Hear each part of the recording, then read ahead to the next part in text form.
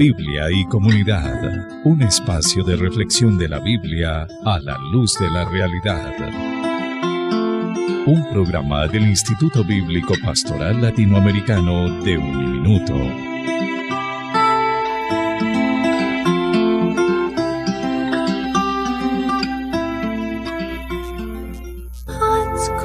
¿Quieres enriquecer tu servicio en la iglesia desde la palabra de Dios? Estudia Ciencias Bíblicas en Uniminuto. Es un programa acreditado de alta calidad para adquirir las destrezas, conocimientos y habilidades del estudio científico y académico de la Sagrada Escritura. Es tiempo de avanzar. Inscríbete ya. Informes en el 317-517-5587. No lo olvides, 317-517-5587.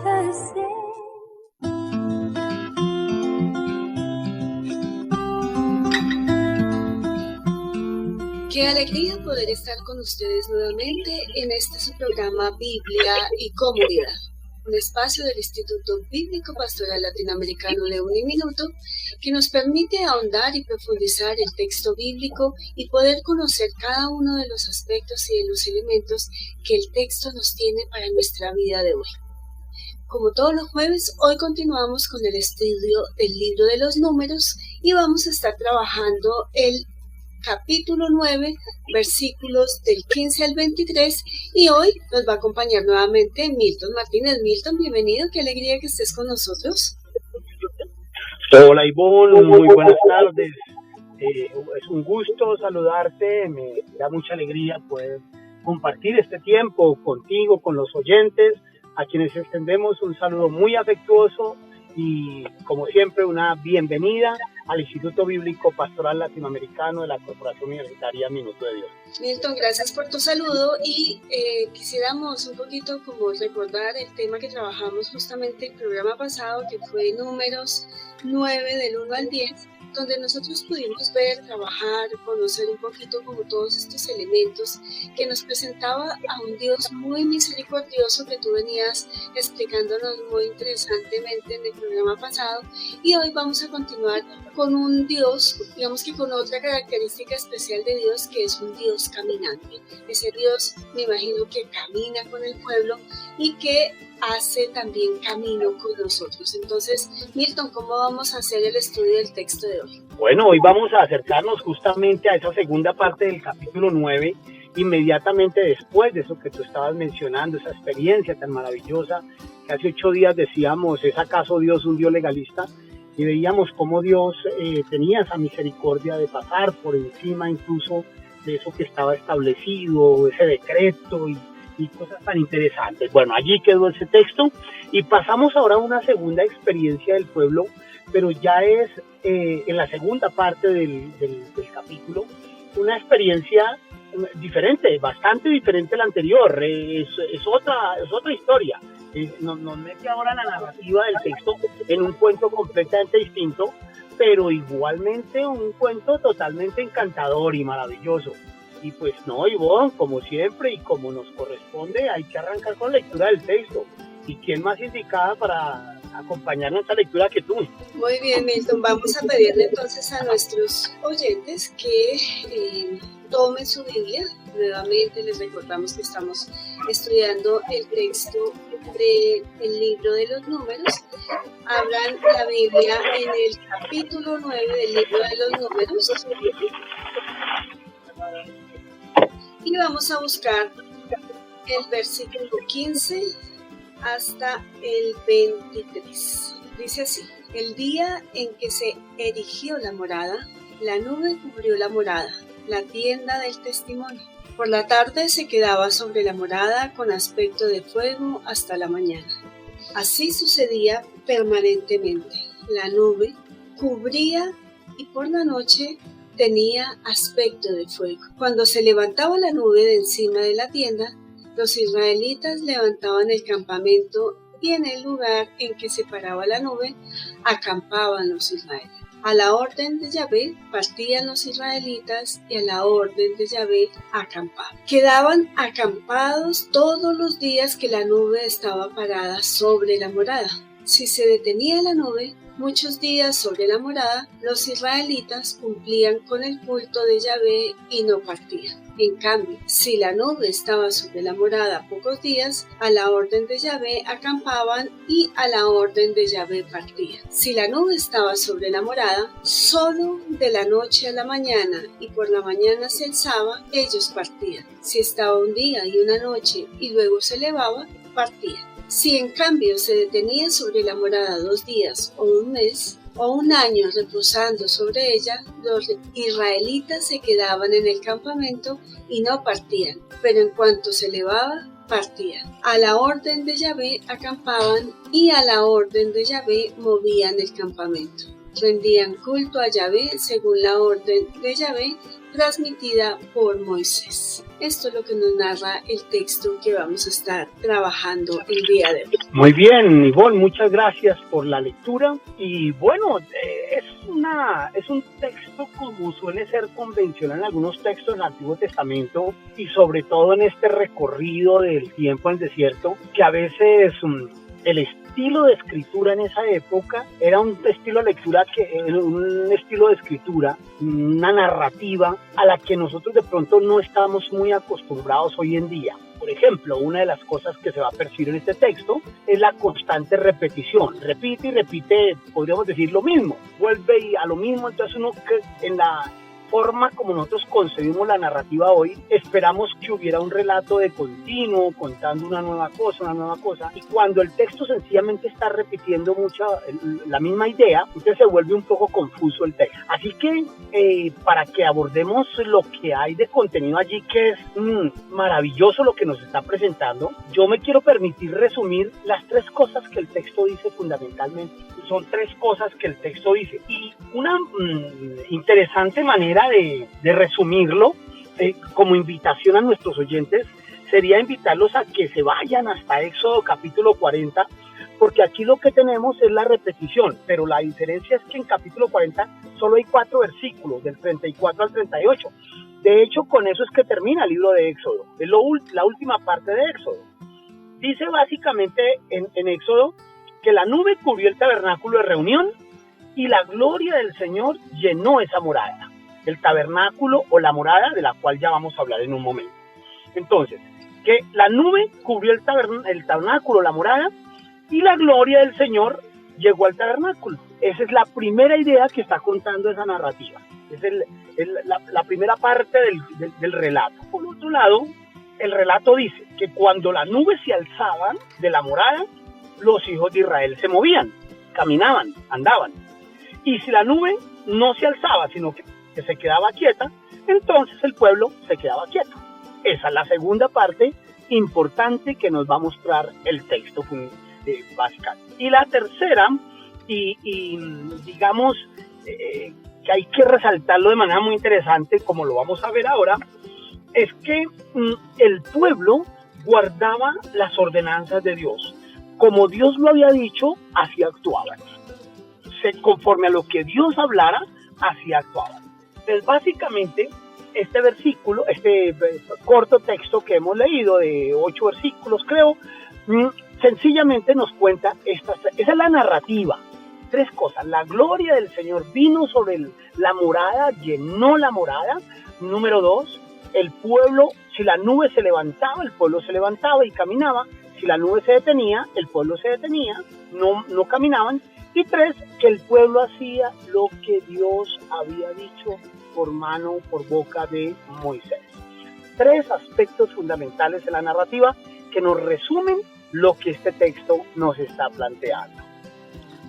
Esas 3 partes de la narrativa son en las que yo quiero poner la atención para que nos acerquemos al texto. Y antes de meternos en esas 3 partes que nos está mostrando, quiero ahora tomar 3 figuras que hay. El texto tiene 3 momentos de la narrativa y tiene 3 figuras que son muy importantes y son la clave de la comprensión teológica de este texto. Las 3 figuras son, por un lado, lo que aquí en la versión que estamos leyendo, la versión de Jerusalén, nos habla de la morada. La morada.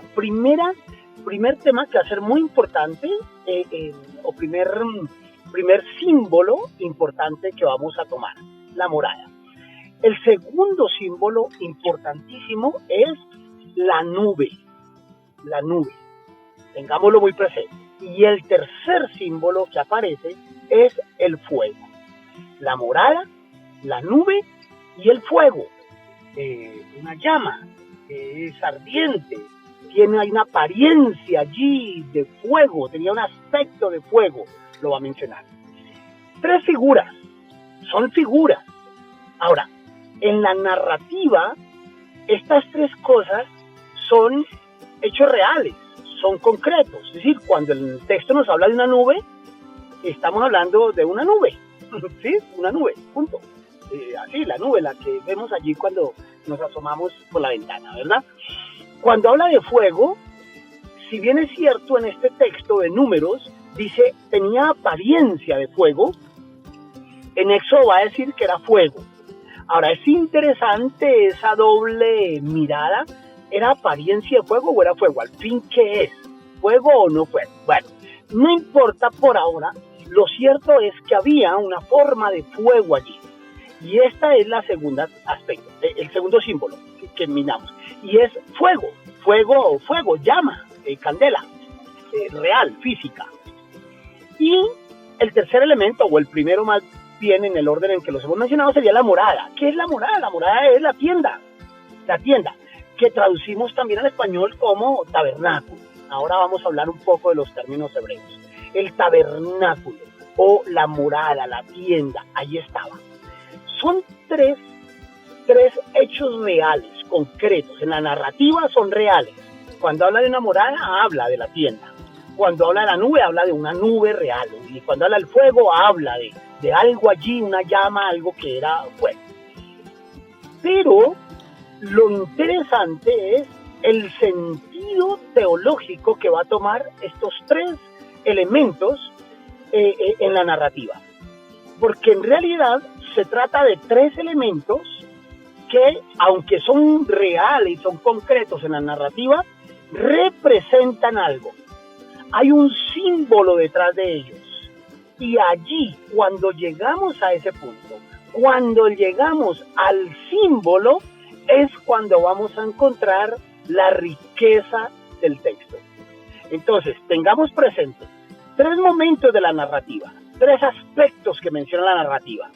La gloria del Señor sobre la morada, el pueblo andaba según la nube les indicaba, y el pueblo hacía lo que Dios había dicho conforme a la palabra de Moisés. Y tres elementos que pasan a ser simbólicos: la morada, la nube y el fuego. En torno a estas cuestiones que hemos mencionado, los 3 momentos de la narrativa y los 3 elementos que aparecen, es que va a girar el texto y vamos a poder comprender esa riqueza que hay detrás de la narrativa y cuál es el mensaje que encontramos allí en ese texto. Vayamos a los símbolos. Perdóname, podríamos decir que estos tres momentos de la narrativa, que si bien, pues como tú lo dijiste al inicio, es un texto repetitivo que a veces nosotros no estamos acostumbrados y que puede sonar monótono, digamos, el hecho de que en el texto se repita como lo mismo en las diversas partes del texto. Esto tiene un sentido importante también para el autor y para el destinatario del momento del libro. O sea, ¿por qué el autor insistía en esos elementos? Sí, efectivamente son 2 cosas allí muy valiosas para tener en cuenta. La primera, digamos que ese era un estilo, una forma de escritura, una forma de escribir muy antigua para nosotros. No voy a entrar aquí en esa discusión, que me parece que no vale la pena en un ambiente como estos, discutir sobre cuándo fue realmente que ese texto se escribió y quién lo escribió. Sobre eso, pues digamos que para que nuestros oyentes tengan claro, existen muchas discusiones y muchos acercamientos académicos en esa perspectiva. Lo cierto es que independientemente cuándo y quién, son textos muy antiguos y corresponden a una forma, a un estilo literario, a una forma de escribir en su momento. Pero efectivamente la pregunta que te estás haciendo, que es supremamente importante aquí, porque claro que había una intención en el autor. El autor esa repetición muestra, hay una insistencia en un acontecimiento, hay una insistencia en una acción que se va a presentar allí, y esa repetición nos demuestra el énfasis que el autor quiere hacer. Hay un énfasis allí muy claro, muy marcado, que es el que vamos a mirar cuando lleguemos a ese símbolo de la nube. Pero claro que sí, hay una intención que se puede ver con toda claridad en el texto. Miremos los tres símbolos, arranquemos por allí. ¿Cuáles son esos tres símbolos que estamos mencionando? El primero, la morada. Hemos leído, el día en que se erigió la morada, se erigió el día en que el tabernáculo, la morada fue levantada, fue construida, fue hecha. Tengamos presente dos aspectos aquí importantes. Esa morada hace referencia a esa tienda que el pueblo hizo con materiales sencillos, elementales y livianos. Toda vez que esa morada se levantaba, era una carpa que se ponía y se quitaba. Cuando el pueblo iba andando, la llevaban con ellos. Entonces, era algo que estaban quitando y poniendo constantemente. Ese elemento que aparece allí, en hebreo la expresión es mishkan, el mishkan que fue construido. Traduciríamos al español como morada, y es la misma palabra que traducimos constantemente como tabernáculo, el tabernáculo. El tabernáculo o la morada es algo que Dios ordena a Moisés que se construya cuando va al desierto. Le dice cómo construirlo, qué materiales, qué diseño, qué colores, qué especificaciones en términos generales debía tener la construcción de ese tabernáculo. Pero ¿qué es el tabernáculo? ¿Qué es realmente lo que a nosotros nos importa? Y hemos dicho que esa morada es un símbolo. ¿Símbolo de qué? ¿Dónde está el elemento grande de esta narrativa allí? El tabernáculo, el Mishkan, es fundamentalmente el lugar de encuentro del hombre y Dios. Es el lugar donde Dios se encuentra con el hombre. Y esto es algo que es muy rico en el Antiguo Testamento, supremamente rico, porque la historia del encuentro entre Dios y el hombre es una historia larga, no solo lo larga, sino lo variada. Es una historia supremamente rica. Lo primero que encontramos en la narrativa bíblica, pues es obviamente la creación misma. Dios crea al hombre y allí en el Edén, el hombre se encontraba con Dios. Luego podríamos entender, sin ningún temor a equivocación, que el mismo Edén es un tabernáculo. Era el lugar donde el hombre se encontraba con Dios. Tras la caída, tras el pecado, el hombre está separado de Dios. El hombre ahora está lejos de Dios, separado. Y entonces se comienzan a dar los momentos en que el hombre se encuentra con Dios. Dentro de esa narrativa, un primer momento que encontramos en la narrativa del texto bíblico, un primer momento es cuando el tercer hijo de Adán y Eva, Seth, dice, y los hombres empezaron a invocar el nombre de Yahvé, cuando nació Seth, el tercer hijo, y empezaron a invocar. Esa invocación denota culto, ritual, búsqueda. Esa implicación de que los hombres invocaron el nombre del Señor muestra cómo el hombre empieza a buscar un acercamiento con Dios. Continúa la narrativa bíblica y vamos a llegar al momento de Noé. Cuando Noé desciende del arca, dice que Noé construyó un altar. ¿Qué era el altar? Era el punto de encuentro con Dios. Allí Noé construye el altar, ofrece un sacrificio y en ese momento hay un encuentro con Dios. A través de ese sacrificio que se ofrece, esa ofrenda, a través de esa búsqueda, de ese ritual, de ese culto que ya había comenzado tiempo atrás, pero por primera vez ahora aparece un altar con Noé. Y posteriormente, continuando con la narrativa, será Abraham quien hace altares por donde quiera que iba. cada rato construía altares, y esos altares era para encontrarse con Dios.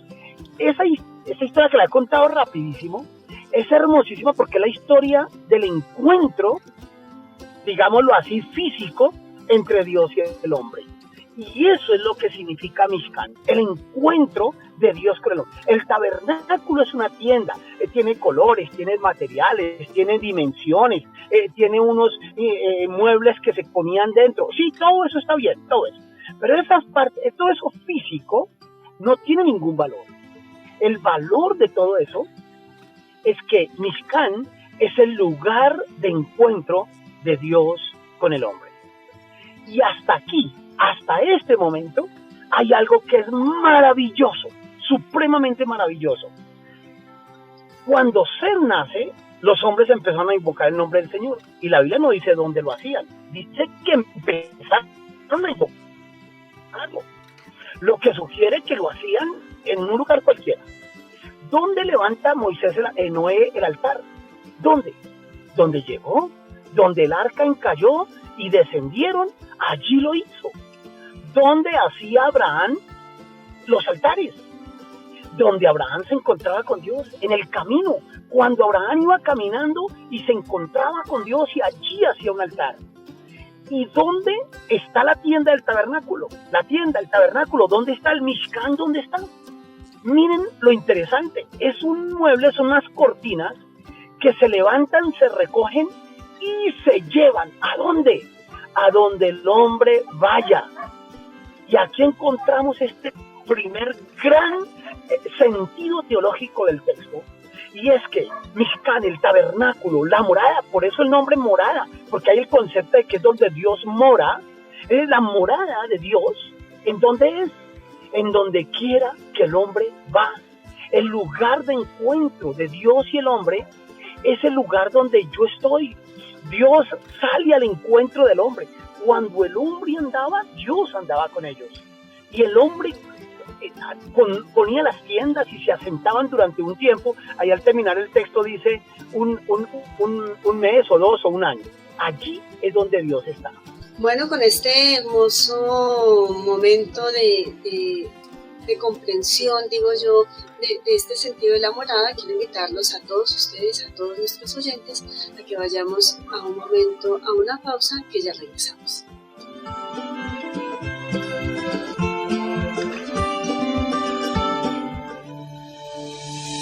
¿Quieres enriquecer tu servicio en la iglesia desde la palabra de Dios? Estudia Ciencias Bíblicas en Uniminuto. Es un programa acreditado de alta calidad para adquirir las destrezas, conocimientos y habilidades del estudio científico y académico de la Sagrada Escritura. Es tiempo de avanzar. Inscríbete ya. Informes en el 317-517-5587. No lo olvides, 317-517-5587.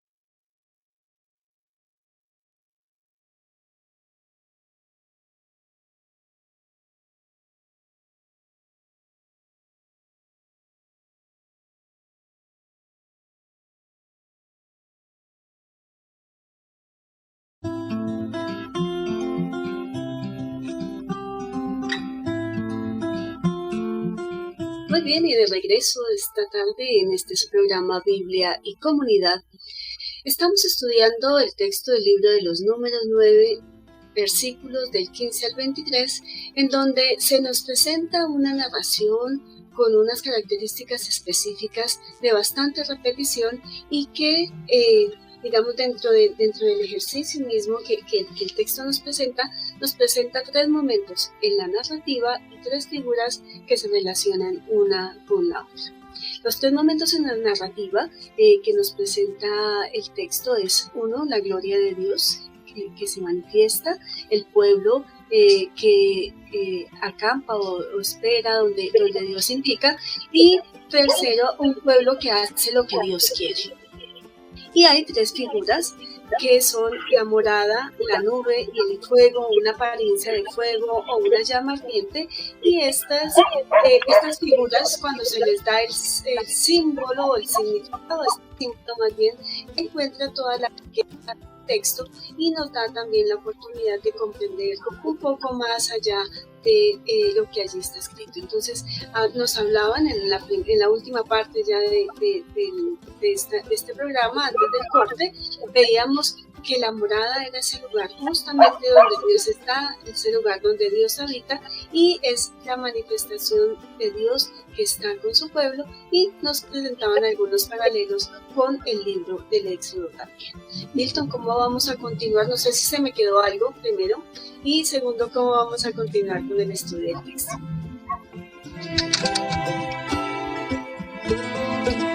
Bueno, parece que tenemos unos pequeños problemas técnicos. Quisiera saber si tenemos alguna indicación de parte de Milton para poder avanzar dentro de la dinámica misma que el texto nos está presentando. Milton, ¿cómo vamos a continuar estudiando el texto?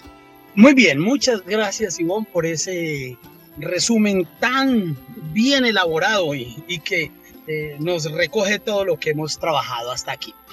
Bien, decíamos que lo que quiero yo resaltar en ese texto es cómo esa presencia de Dios no es una presencia de Dios que está en un lugar físico a donde el hombre tiene que ir a acudir a encontrarlo. Esto me hace acordar, o nos puede hacer acordar también con la misma advertencia que va a hacer Jesús cuando habla de los últimos tiempos y dice: por eso cuando la gente les diga, mire, aquí está el Cristo o allá está, no le crean.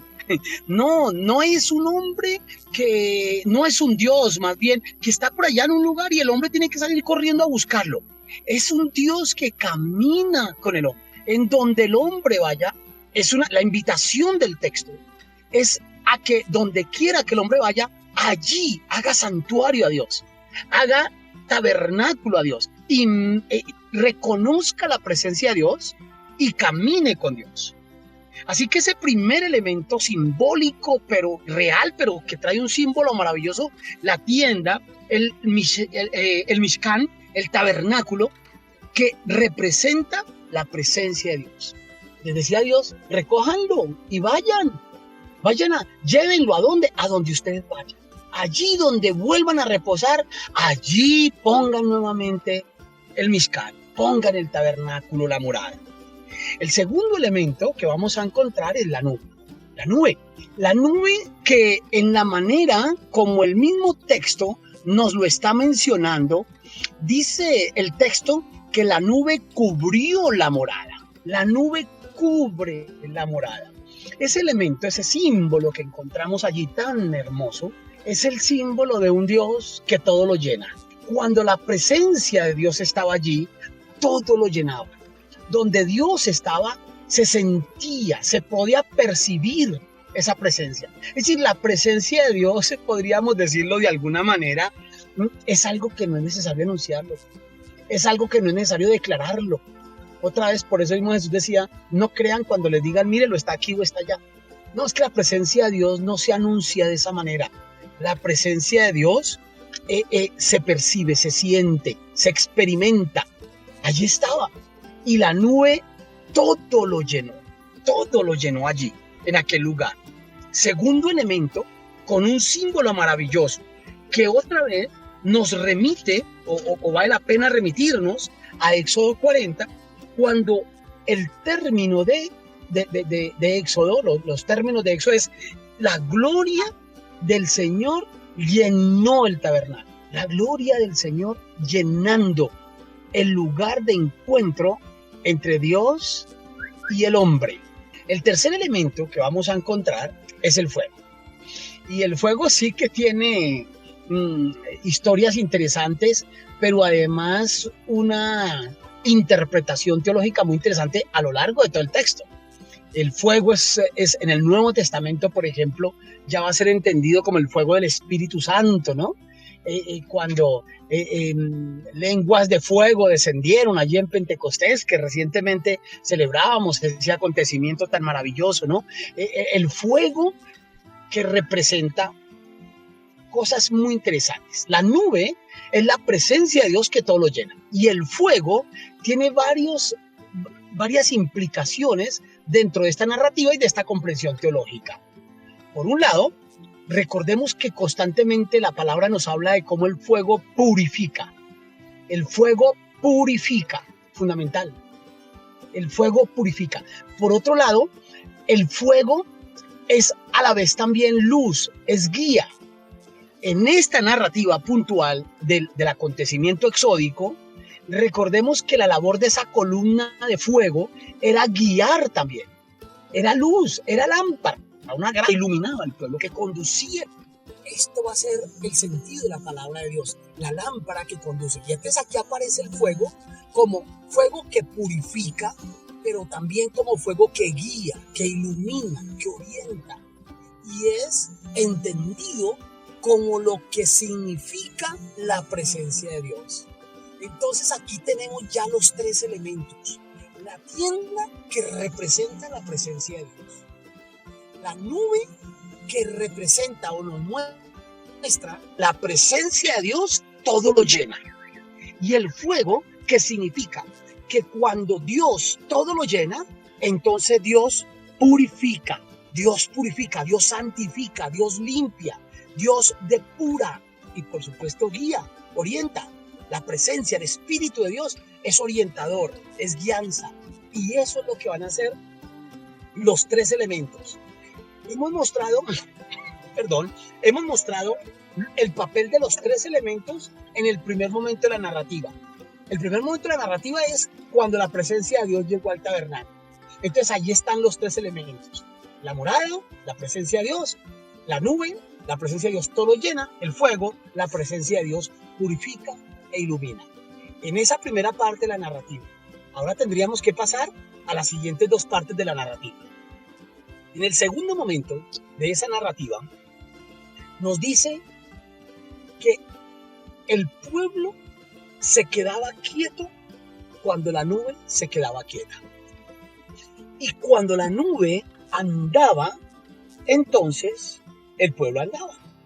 Eso es fundamentalmente. De hecho, esa síntesis la vamos a encontrar en el versículo 23, el último versículo, sintetiza toda esa narrativa que se repite y se repite. ¿Qué es lo que dice fundamentalmente? A la orden de Yahvé acampaban y a la orden de Yahvé se movían del campamento. Ya, eso es todo. Eso es lo que está mostrando el texto. A la orden de Yahvé acampaban y a la orden de Yahvé. Cuando lo combinamos, ese segundo momento de la narrativa, con los tres elementos. Lo primero, el primer elemento, la morada, es la presencia de Dios. Decíamos hace un momento dos cosas que quiero rescatar ahora. Primera, que la presencia de Dios no es algo que ir a buscar. Es algo que el hombre debe encontrarlo allí, en su caminar. No es algo que está fabricado, no es simplemente un lugar físico. Y segundo, decíamos que eso iba dándose en el camino del hombre, en el camino. Es el Dios, Yahvé es el Dios que camina con el hombre. Y mira que cuando tú, Ivonne, me pedías un título para el acercamiento a hoy, yo te proponía Yahvé, el Dios caminante. Para mí es muy importante decir Yahvé, el Dios caminante. ¿Por qué razón? Porque el tiempo de esa narrativa es un tiempo donde había muchísimos dioses. La pregunta es, ¿qué otro pueblo concebía a un Dios que camina con ellos? ¿Qué otro pueblo se puede dar el lujo del pueblo hebreo de decir, es que el Dios que nosotros tenemos camina con nosotros?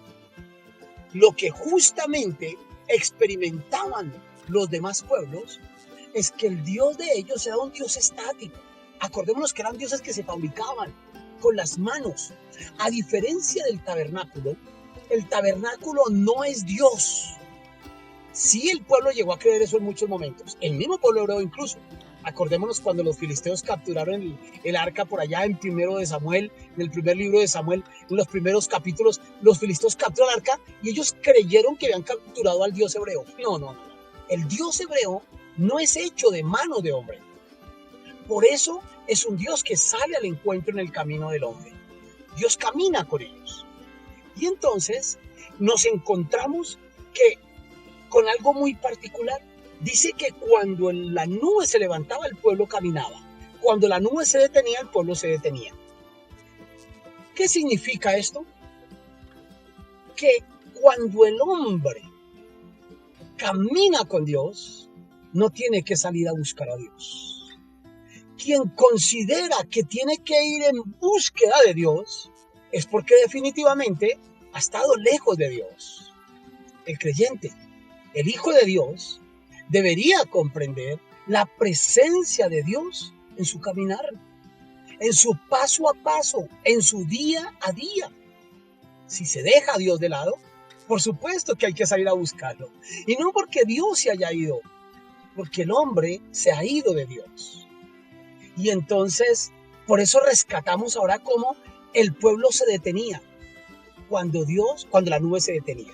Y entonces aquí hay un elemento que nos muestra a ese hombre que camina con la presencia de Dios de su lado.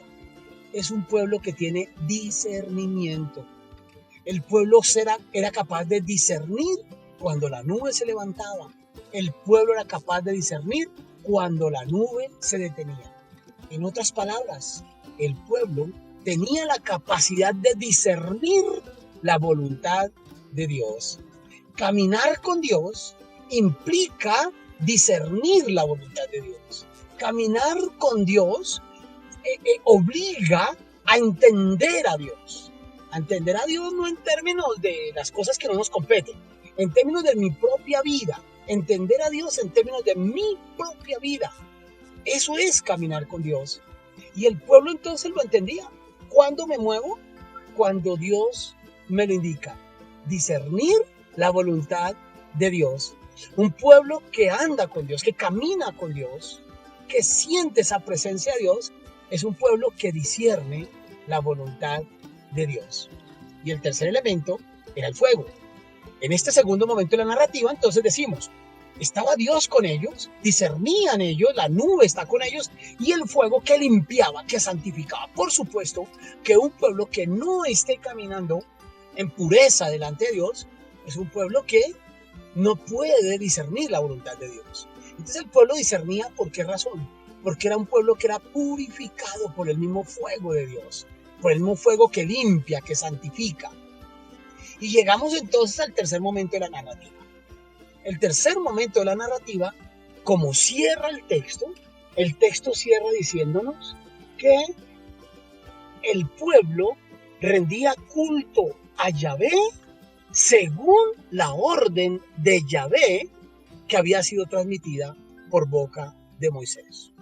Observen que aquí entonces el pueblo no se queda ya solamente en el hecho de la acción de caminar, ya eso fue el segundo momento maravilloso y muy importante, pero en este tercer momento tenemos a un pueblo que rinde culto a Yahvé.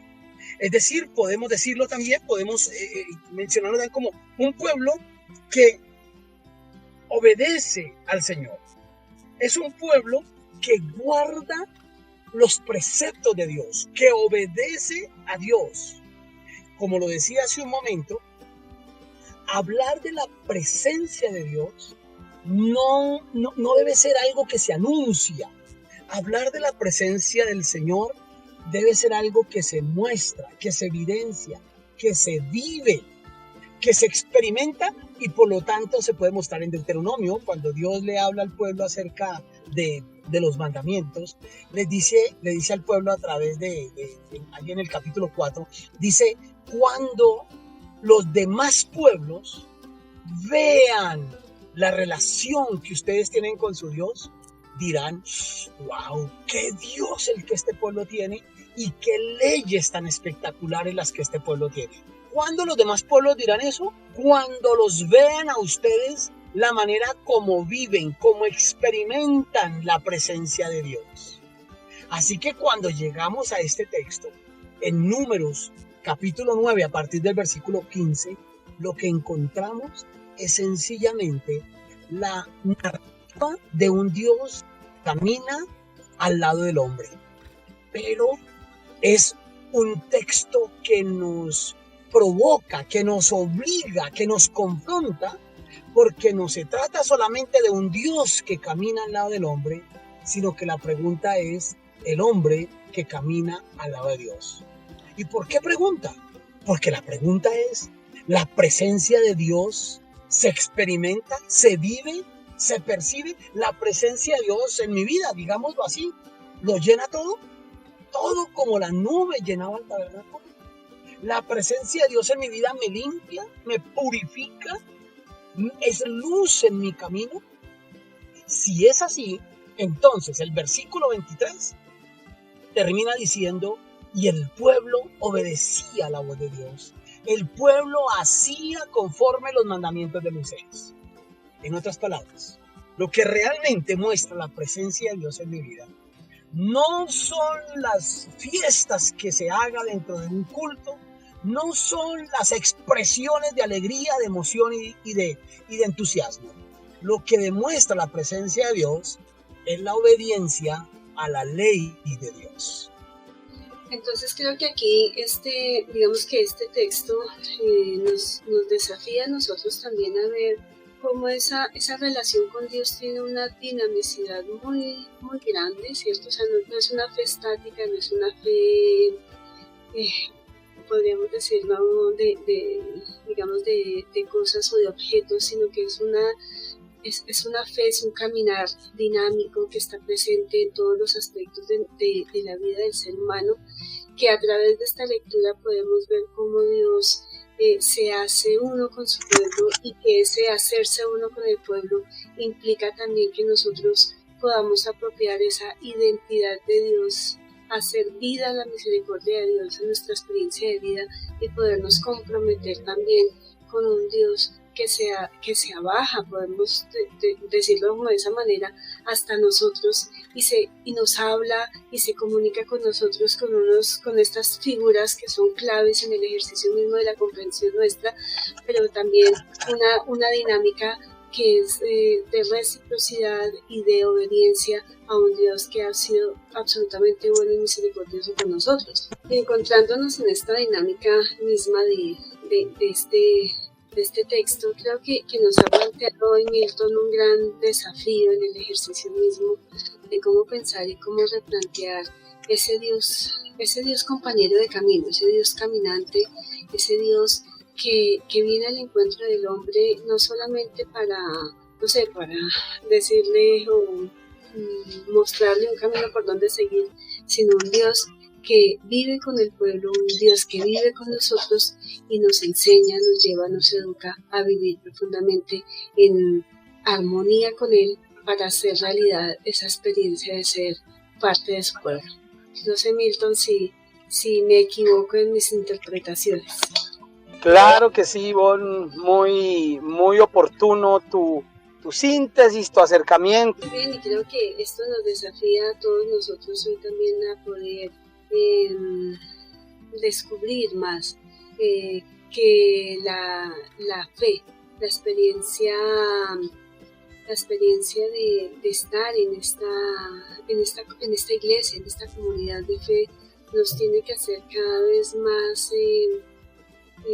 reflejo, más encarnación de ese Dios que está profundamente con nosotros, que vive con nosotros, que se hace uno con nosotros y que nos permite también poder,